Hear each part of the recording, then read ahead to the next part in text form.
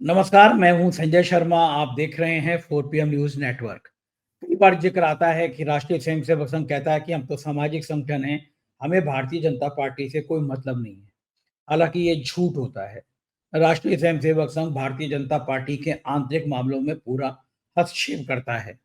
लेकिन लोकसभा चुनाव से पहले मोदी जी को गलतफहमी हो गई कि संघ की उनको जरूरत नहीं है। जेपी नड्डा ने एक बयान दे दिया कि अब हमें संघ की जरूरत नहीं है। संघ मुंह फुला के बैठ गया और शायद मोदी जी बहुमत से दूर हो गए। संघ के और भारतीय जनता पार्टी के रिश्ते क्या हैं?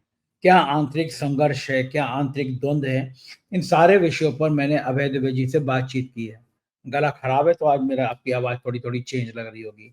अब मैं जानना चाहता था कि संघ और भाजपा के जो रिश्ते हैं, उस पे अभय जी का क्या आकलन है? उन्होंने बड़ा शोध किया है, इसलिए मैंने सोचा आज इस विषय पे बातचीत करूँ। रोचक बातचीत है, पूरा सुनिएगा, चैनल को सब्सक्राइब और जॉइन ज़रूर कीजिएगा। चलते हैं अभय दुबे जी के पास। 4 PM न्यूज़ नेटवर्क में स्वागत है अभय दुबे जी आपका।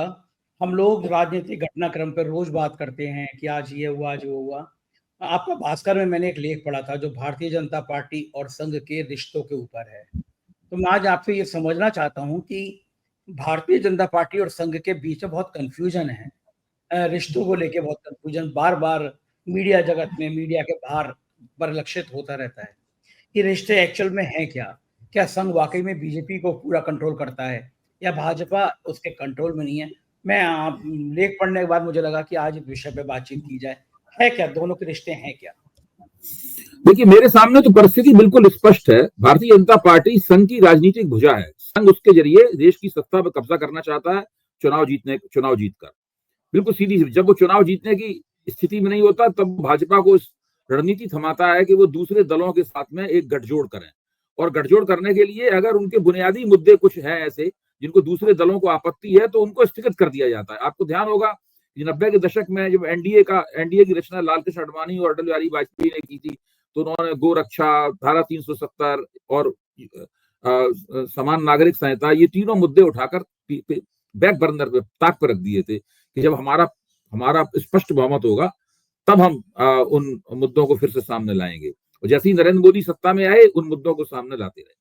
अब इसमें समझने की बात है कि संघ के जो अन्य संगठन हैं, उनमें और भाजपा के बीच में फर्क क्या है। अन्य संगठनों से संघ का कोई अंतर्विरोध नहीं होने की संभावना है, क्योंकि वो संगठन संघ के साथ ही रहते हैं लगातार, और उनके और संघ के बीच में किसी किस्म की कोई दूरी नहीं है, कोई अंतराल नहीं है, कोई गैप नहीं है उन दोनों के बीच में। आप मान के चलिए, एक बहुत बड़ा सा भवन है, उस बड़े से भवन में एक बड़ा कमरा है जिसके अंदर राष्ट्रीय स्वयंसेवक संघ बैठा हुआ है, और दूसरे इर्द गिर्द छोटे छोटे कमरे हैं, उनमें संघ के अन्य संगठन हैं। और वो दिन रात संघ का जो केंद्र है उसके साथ में निर्देश देते रहते हैं, उसके साथ बातचीत के जरिए अपना काम चलाते हैं। लेकिन भारतीय जनता पार्टी का कमरा जो है उस भवन से बाहर है, क्योंकि उसे काम इस तरह का करना है, इसलिए उसका भवन से बाहर है। क्योंकि उसका कमरा भवन से बाहर है, इसलिए कभी कभी भाजपा और संघ के बीच में कुछ मतविरोध हो जाते हैं। जो जो अंतराल जरूरी है, दिखना चाहिए अंतराल, वो अंतराल इतना ज्यादा बढ़ जाता है कि उससे कुछ समस्याएं पैदा हो जाती हैं। इसलिए भ्रम पैदा होता है कि संघ भाजपा को नियंत्रित कर पा रहा है कि नहीं कर पा रहा है। क्या भाजपा संघ से आजाद हो गई है या आजाद होना चाहती है। कभी कभी ये होता है कि किसी नेता की व्यक्तिगत महत्वाकांक्षाएं बहुत बढ़ जाती हैं, तब फिर ऐसा लगता भी है कि वो भाजपा जो है संघ से आजाद होना चाहती है। भाजपा का जो पहला वाला रूप था भारतीय जनसंघ, उसके साथ भी इस तरह की समस्याएं थी। आपको याद होगा, बलराज मधोक एक बहुत ही लोकप्रिय भारतीय जनसंघ के लोकप्रिय नेता थे, जिनको संघ की सहमति से ही भारतीय जनसंघ का अध्यक्ष बनाया गया था। यहां तक कि उन्होंने उस जमाने में भारतीयकरण की थीसिस दी थी उन्होंने, यानी हिंदूकरण कहने की बजाय हमको भारतीयकरण कहना चाहिए, और संघ ने उस थीसिस को अपना भी लिया था। और उनकी भाषण देने की क्षमता इतनी अच्छी थी, और वो इतने कार्यकर्ताओं के बीच में उनकी अच्छी साख थी कि वो धीरे धीरे करके उनका कद अटल बिहारी वाजपेयी के बराबर हो गया था। लेकिन जिस दिन संघ को लगा कि बलराज मधोक स्वायत्त होते जा रहे हैं उससे, उस दिन बलराज मधोक को उठाकर पृष्ठभूमि में फेंक दिया गया, और उनकी जगह अटल बिहारी वाजपेयी और संघ के बिल्कुल संघ से जुड़े हुए, उनको समर्थन करने वाले जो नेता हैं, उनको दोबारा फिर स्थापित किया गया। तो ये होता है। नरेंद्र मोदी जब 2014 में सत्ता में आए, तो उनके अंदर ये एक अंदेशा था, संघ को लगता था कि अंदेशा है कि ये व्यक्ति वैसी हरकत कर सकता है जैसी कभी बलराज मधोक ने हरकत की थी। वो हमसे स्वतंत्र होने की कोशिश कर सकता है, क्योंकि गुजरात के मुख्यमंत्री के तौर पर भी नरेंद्र मोदी ने ऐसा किया था। नरेंद्र मोदी ने मुख्यमंत्री बनते ही संघ और संघ के दूसरे संगठन थे, विश्व हिंदू परिषद वगैरह, उन सबके नेताओं को ममानियत कर दी थी कि वो गुजरात सरकार में नहीं घुस सकते, गुजरात सरकार के मुख्यालय में नहीं घुस सकते।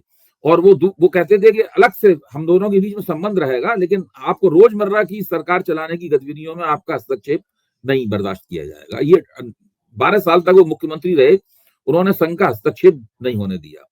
लेकिन केंद्र में भारत बहुत बड़ा है, गुजरात एक छोटी जगह है, तो वहां ये चल सकता था।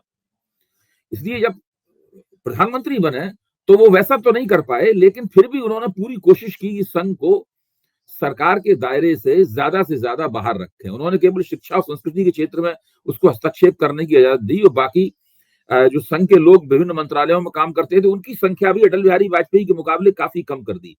इससे संघ का माथा ठनका। लेकिन चूंकि नरेंद्र मोदी बहुत लोकप्रिय थे और उनके नाम पे वोट मिल रहा था, वो उस प्रकार का नारा देते थे कि आप मुझे वोट, कमल पर बटन दबाइए, आपका वोट सीधा मुझे मिलेगा। इस तरह की बात उन्होंने 2014 के चुनाव में कही थी, और उनके नाम पर पहली बार भारतीय जनता पार्टी को स्पष्ट बहुमत भी मिला।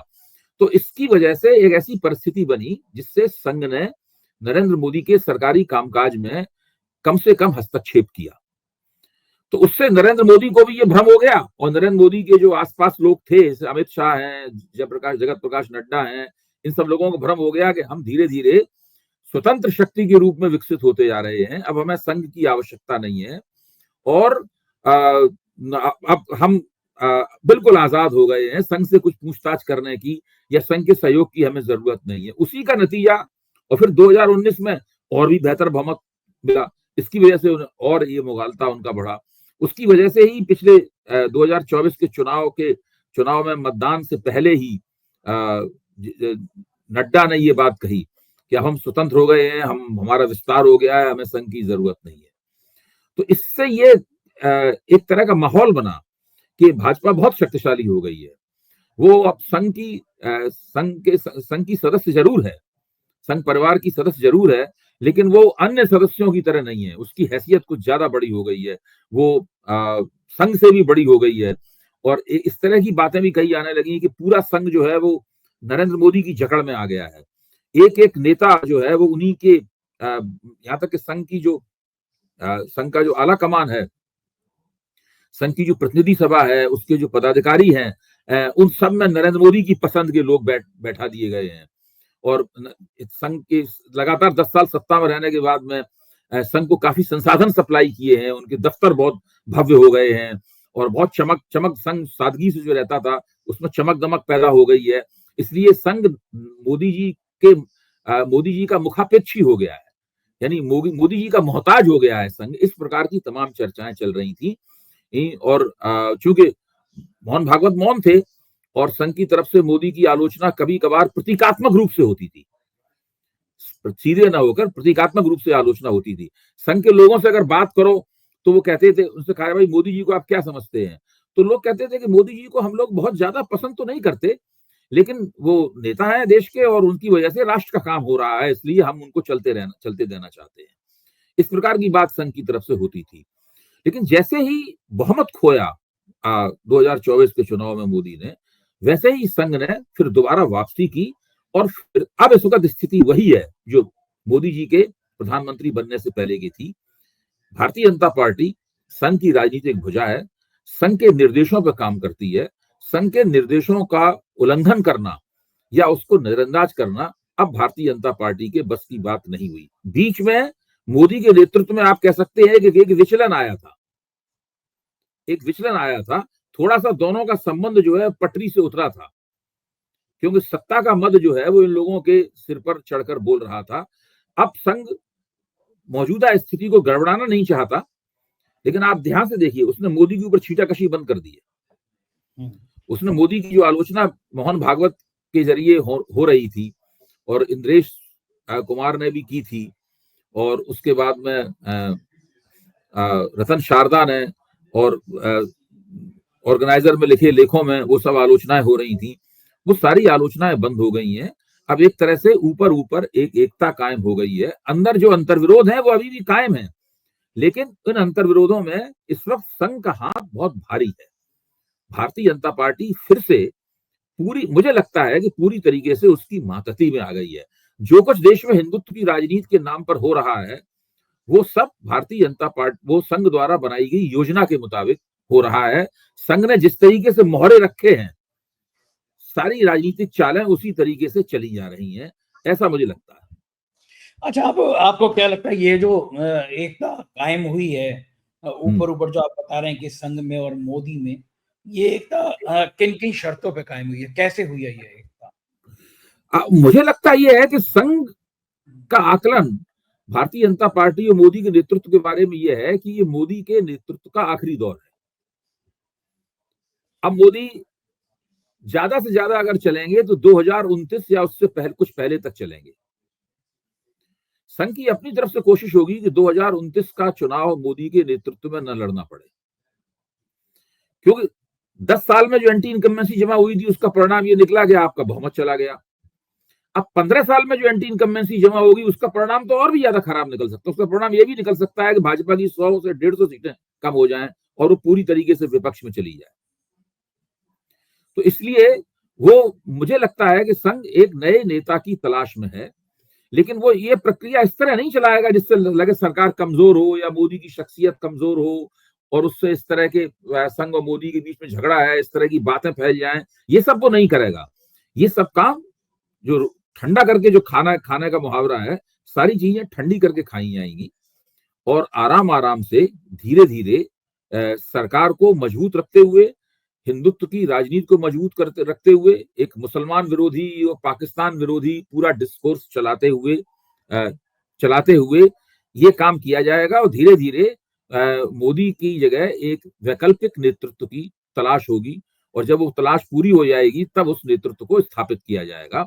मुझे लगता है कि ये पूरी लाइन ऑफ एक्शन जिसको कहते हैं ना, ये एक दूरगामी रणनीति है जो 3 से लेके 5 साल के बीच में कार्यान्वित की जाएगी। अच्छा, एक टाइम ऐसा भी आया था जब संघ ने इंदिरा गांधी का कांग्रेस का समर्थन कर दिया था। कहा जाता है कि संघ ने नाराज होकर, वो घटनाक्रम क्या था? क्यों कहा जाता है कि संघ? वो देखिए 1984 की बात है।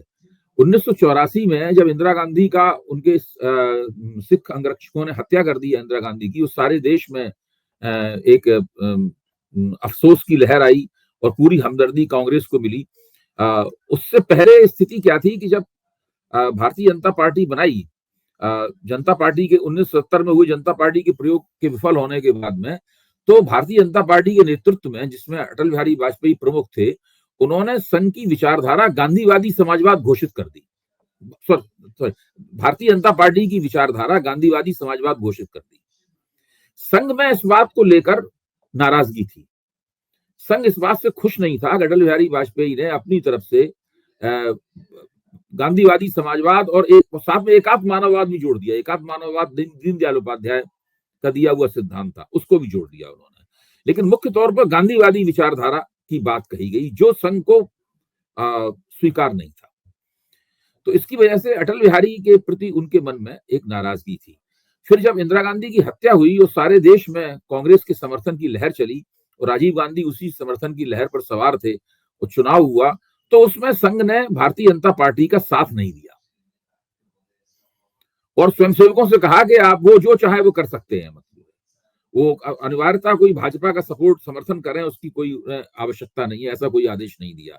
इस प्रक्रिया में ये हुआ कि संघ का जो अपना आधार था उन सब लोगों ने भी उस चुनाव में कांग्रेस का साथ दिया। नतीजा ये हुआ कि भारतीय जनता पार्टी की पूरे देश में केवल 2 सीटें रह गई। उसके सारे बड़े नेता चुनाव हार गए और पूरी तरीके से भारतीय जनता पार्टी ऐसा लगा जैसे कि नेस्तनाबूद हो जाएगी। ये हुआ। तो जैसे ही चुनाव हुआ उसके बाद में भारतीय जनता पार्टी ने अपने हार के कारणों की समीक्षा करनी शुरू की। समीक्षा करने के लिए कृष्णलाल शर्मा जो भाजपा के वरिष्ठ नेता थे, उनके नेतृत्व में एक समिति बनाई गई जिसे KL शर्मा कमेटी कहा जाता है। उस कमेटी ने अपनी जांच रिपोर्ट रखी और उस जांच रिपोर्ट में सिफारिशें की गई थी। पहले तो सांत्वना दी गई थी कि हमें जितने वोट मिले हैं, हमारा जो विचारधारात्मक आधार है वो हमें, उतने वोट हमें मिल गए हैं, इसलिए ज्यादा चिंता होने की जरूरत नहीं है, उसका क्षय नहीं हुआ है। फिर केएल शर्मा कमेटी ने कहा कि भाजपा को ये सब गांधीवादी समाजवाद वगैरह छोड़कर अपने जो मुद्दे हैं उनके ऊपर लौटना चाहिए और नेतृत्व में परिवर्तन करना चाहिए। उस कमेटी की रिपोर्ट के आधार पर अटल बिहारी वाजपेयी से अध्यक्षता ले ली गई और लालकृष्ण आडवाणी स्थापित हो गए अध्यक्षता में, और उन्होंने फिर जो हिंदुत्व के जो स्थायी स्थापित मुद्दे हैं उन मुद्दों को उठाना शुरू किया, और 84 से लेकर और 89 तक 90 के दशक की शुरुआत तक उन्हीं मुद्दों के ऊपर राजनीति की गई, जिससे भारतीय जनता पार्टी की धीरे धीरे राष्ट्रीय राजनीति में फिर से वापसी हुई। तो ये कहानी है। इससे भी यहां भी स्पष्ट होता है कि बिना संघ की मदद के भाजपा कुछ नहीं है। जब नरेंद्र मोदी 2014 में सत्ता में आए तो उन्होंने 2 संगठनात्मक कदम उठाए नई किस्म के। पहला कदम तो यह था कि उन्होंने लालकृष्ण आडवाणी द्वारा बनाई गई नीति का खंडन किया। उन्होंने, आडवाणी जी की नीति यह थी कि एनडीए को जितना मजबूत किया जाएगा भारतीय जनता पार्टी राष्ट्रीय राजनीति में उतनी ही आगे बढ़ेगी। वो हमेशा कहते थे NDA plus plus, Advani ji का ये आग्रह था। मोदी जी ने उसको मानने से इनकार कर दिया। मोदी जी ने कहा कि भाजपा प्लस प्लस होना चाहिए, बीजेपी प्लस प्लस होना चाहिए। जितना हम बीजेपी को मजबूत करेंगे और अपने आप जिसको हमारे साथ जुड़ना होगा वो जुड़ जाएगा। तो उन्होंने अपना फोकस एनडीए को मजबूत करने की बजाय भारतीय जनता पार्टी को मजबूत करने में, पार्टी को मजबूत करने में लगाया और भाजपा के विस्तार की नई नई रणनीतियां निकाली। जैसे एक रणनीति ये थी कि मिस्ड कॉल दी जाए, मिस्ड कॉल के जरिए हम भाजपा की मेंबरशिप बढ़ाएंगे। यानी जरूर भाजपा केवल कार्यकर्ता आधारित पार्टी नहीं रहेगी बल्कि जन आधारित पार्टी होगी। एक मास पार्टी के रूप में भाजपा को विकसित किया जाएगा। और दूसरे दलों से, पहले भाजपा में दूसरे दलों से नेता जब आते थे तो उनको लेने के प्रति एक संकोच रहता था कि ये संघ की परंपरा में दीक्षित नहीं है, हिंदुत्व की परंपरा में दीक्षित नहीं है। नरेंद्र मोदी ने उस संकोच को त्याग दिया। उन्होंने कहा हर कीमत पर भाजपा का विस्तार किया जाना चाहिए, नए क्षेत्रों में किया जाना चाहिए, नए नए लोगों को शामिल किया जाना चाहिए, उसमें वो संघ की परंपरा में हो या ना हो। इस प्रक्रिया में भाजपा का बहुत तेजी के साथ विस्तार हुआ। बड़े पैमाने पर दूसरी पार्टियों से भी लोग लिए गए और साधारण लोग भी भाजपा के सदस्य बहुत बड़े पैमाने पर बने और धीरे धीरे भाजपा ने ये कहना शुरू कर दिया कि वो दुनिया की सबसे बड़ी पार्टी है। ये सब नरेंद्र मोदी के जमाने में हुआ। तो इस रणनीति का फायदा ये हुआ कि दूसरे दलों को लगा कि ये पार्टी सत्ता में भी है और बहुत बड़ी बनती जा रही है, बहुत विशाल बनती जा रही है। इसमें दूसरी पार्टियों से जितने भी नाराज नेता हैं जो सत्ता में भागीदारी करना चाहते थे वो सब भी उसमें शामिल हो रहे हैं। तो इससे क्या हुआ कि एक एनडीए भी बना रहा और भारतीय जनता पार्टी भी मजबूत होती रही। इन दोनों प्रक्रियाओं का फलितार्थ ये हुआ कि राष्ट्रीय स्वयंसेवक संघ के मुकाबले भारतीय जनता पार्टी बहुत ही विशाल और मजबूत लगने लगी। और धीरे धीरे भाजपा, पहले मैं कह चुका हूं कि भाजपा के अंदर भी मुगालता पैदा हुआ कि हमें अब संघ की जरूरत नहीं है, हम तो खुद ही शक्तिशाली हो गए हैं। उसी का नतीजा नड्डा जी की बात में निकला। और नड्डा जी की बात बिना मोदी और शाह की सहमति के नहीं बोली जा सकती थी। नड्डा जी की इतनी हिम्मत नहीं थी कि वो मोदी और शाह की सहमति के बिना वो ऐसा बयान इंडियन एक्सप्रेस जैसे अखबार को देते। तो संघ समझ गया कि मोदी और शाह जो हैं वो हमसे अपने जो पुराने संबंध थे उनको बदलना चाहते हैं। वो अगर वास्तव में नड्डा के ये कहने के बावजूद भी भारतीय जनता पार्टी 350 और उससे ज्यादा सीटें जीत जाती तो हो सकता है कि संघ और भाजपा के संबंध स्थायी रूप से बदल जाते और वो केवल ये इतिहास रह जाता। संघ ने भाजपा को जन्म दिया, ये केवल ऐतिहासिक तथ्य रह जाता। लेकिन जो परिपक्व भाजपा के तौर पर संघ से उसके संबंध मामूली रह जाते। संघ का सम्मान करते, उनकी पूजा अभ्यर्थना होती। ये कहा जाता कि हमारे उनके साथ संबंध है, ये हमारे जन्मदाता हैं, लेकिन बाकी और कोई संघ का कोई नियंत्रण नहीं रहता भारतीय जनता पार्टी के ऊपर। लेकिन 2024 में मतदाताओं ने इस परिस्थिति को बदल दिया। आपने मेरे लेख में एक दिलीप देवधर नाम के सज्जन का नाम पढ़ा होगा, जिनको मैंने लिखा है कि वो सार्वजनिक जीवन में संघ की प्रामाणिक आवाज है। दिलीप देवधर ने ही अपने एक संदेश में मुझे बताया, उनके संदेश के जरिए मुझे पता चला कि नरेंद्र मोदी संघ मुक्त भाजपा और संघ मुक्त सरकार बनाना चाहते थे। लेकिन उनके ये प्रयास 2024 के लोकसभा चुनाव में मतदाताओं ने विफल कर दिए। अब स्थिति यह है कि एक ऐसी भाजपा बनाई जाएगी जिस पर संघ और मोदी का संयुक्त नेतृत्व होगा। अब आप सोचिए इस बात को, संघ और मोदी का संयुक्त नेतृत्व होगा, यानी मोदी जी की लीडरशिप भी रहेगी, लेकिन राष्ट्रीय स्वयंसेवक संघ पूरी तरीके से उसमें लीडरशिप पे स्थापित हो जाएगा। अब देखिए, हरियाणा और महाराष्ट्र का चुनाव जीतने के बाद में संघ ने भाजपा के प्रति अपनी अपरिहार्यता स्पष्ट कर दी है, स्थापित कर दी है, साबित कर दी है कि उसके बिना भाजपा का काम नहीं चलने वाला है। और अब संघ अपना अध्यक्ष स्थापित करने के लिए पूरा जोर लगाएगा। अब दिल्ली का चुनाव इतना महत्वपूर्ण नहीं है, मतलब उसमें कोई ऐसी बड़ी बातें दांव पे नहीं लगी हुई है, पूरी विधानसभा भी नहीं है दिल्ली। लेकिन बिहार के चुनाव से पहले, काफी पहले, बिहार का चुनाव तो साल के आखिरी महीनों में होगा, बिहार के चुनाव से पहले संघ भाजपा में अपना अध्यक्ष चुनवाएगा और पूरी तरीके से भाजपा की बागडोर राष्ट्रीय स्वयंसेवक संघ के हाथों में चली जाएगी।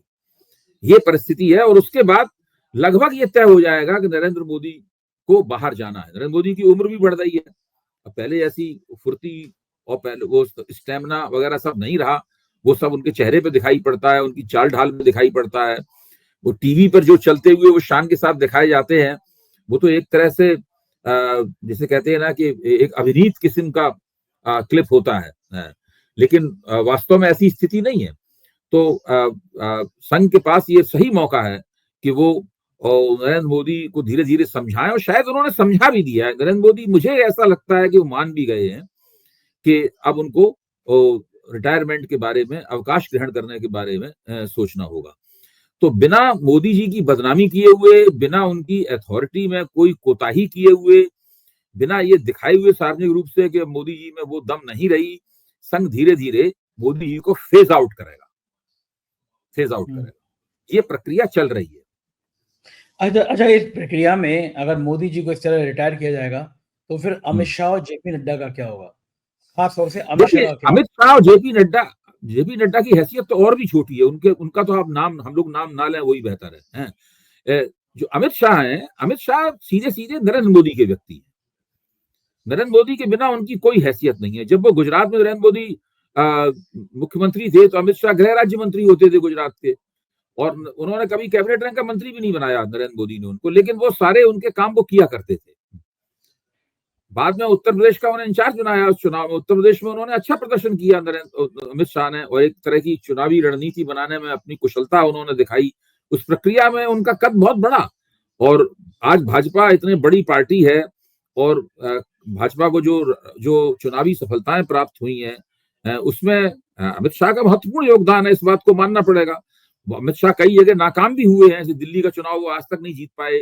2015 में महागठबंधन ने जिस व्यक्ति को हराया था वो नरेंद्र मोदी ही थे।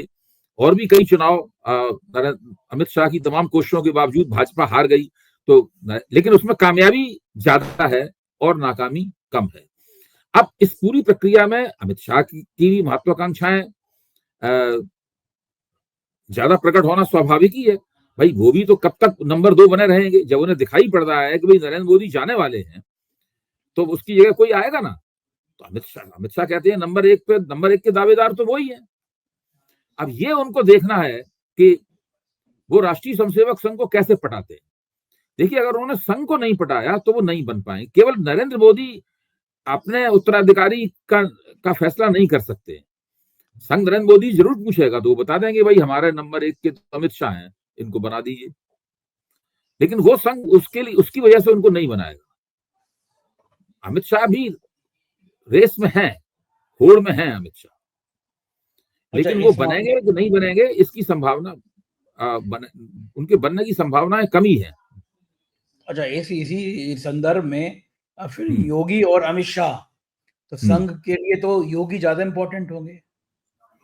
देखिए, योगी जी की बात बहुत की जाती है, और उत्तर प्रदेश के मुख्यमंत्री के तौर पर योगी जी ने जो प्रदर्शन किया है, वो प्रदर्शन मुझे नहीं लगता कि देश के प्रधानमंत्री पद के लायक प्रदर्शन है। आप देखिए, जो मोदी ने गुजरात में किया था वैसा प्रदर्शन योगी का उत्तर प्रदेश में नहीं है।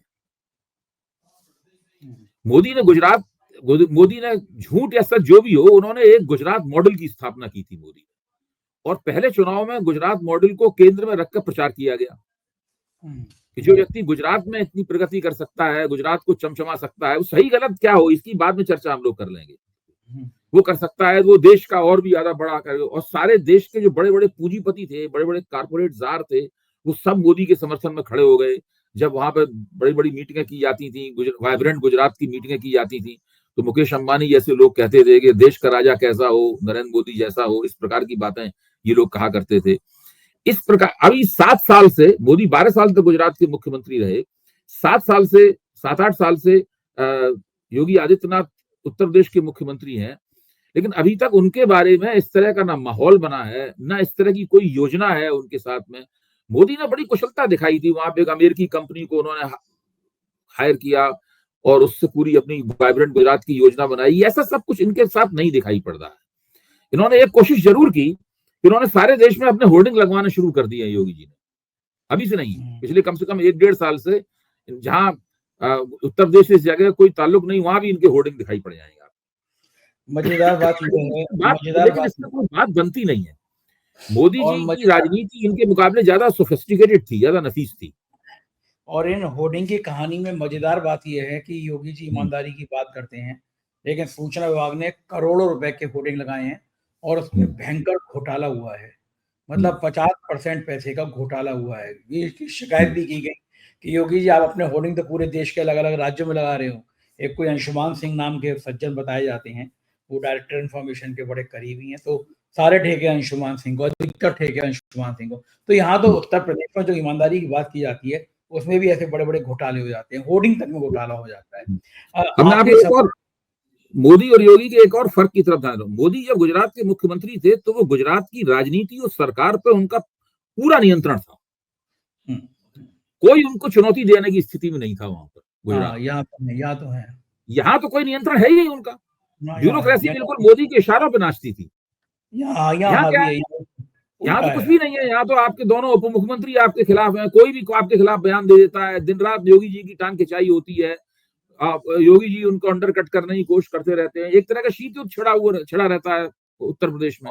तो ये जो ठीक है, अगर वो उत्तर प्रदेश के मुख्यमंत्री बने रहते हैं, संघ उनको बनाए रखेगा, वो अलग बात है। मतलब जब तक वो चुनाव हार नहीं आएंगे तब तक संघ उनको मुख्यमंत्री बनाए रखेगा, लेकिन वैसा कोई स्थिति नहीं है। मोदी ने एक अलग तरह का माहौल बनाया था, अलग तरह का प्रभाव मंडल बनाया था अपने इर्द गिर्द। वो वैसी स्थिति नहीं है कोई वहां पर। राजनीति के ऊपर कैसे नियंत्रण रखा जाता है, पार्टी पॉलिटिक्स कैसे की जाती है, केवल मुसलमानों को गाली देने से थोड़ी ना आप कोई चुनाव जीत सकते हैं। ये बिल्कुल गलतफहमी है योगी जी की। देखिए, ये बहुत बुरी तरीके से इनको नुकसान होगा। आज अगर आला कमान और राष्ट्रीय स्वयंसेवक संघ योगी जी से बिल्कुल अलग हो जाए तो उनकी कोई हैसियत नहीं है, खत्म हो जाएंगे बिल्कुल एकदम। उनको गोरखपुर लौट जाना पड़ेगा। बिल्कुल ठीक कह रहे हैं, क्योंकि मैं देख रहा हूं कि पिछले 20 सालों में नौकरशाही कभी इतनी हावी कभी नहीं रही जितनी समय यूपी में है, और भ्रष्टाचार का, करप्शन का आलम जिलों में इतना कभी अखिलेश और मायावती की सरकार में भी नहीं रहा जो इस सरकार में भ्रष्टाचार चरम पर पहुंच गया है। अब बहुत रोचक बातचीत की आपने अभय जी, बहुत बहुत शुक्रिया, आपने इतना समय दिया, थैंक यू। ये थे अभय द्विवेदी जी, और उन्होंने बहुत विस्तार के साथ बताया कि संघ क्या चाहता है और मोदी और योगी क्या चाहते हैं, अमित शाह का क्या आकलन रहेगा। कैसी लगी बातचीत, एक बार फिर कमेंट जरूर कीजिएगा। Thank you.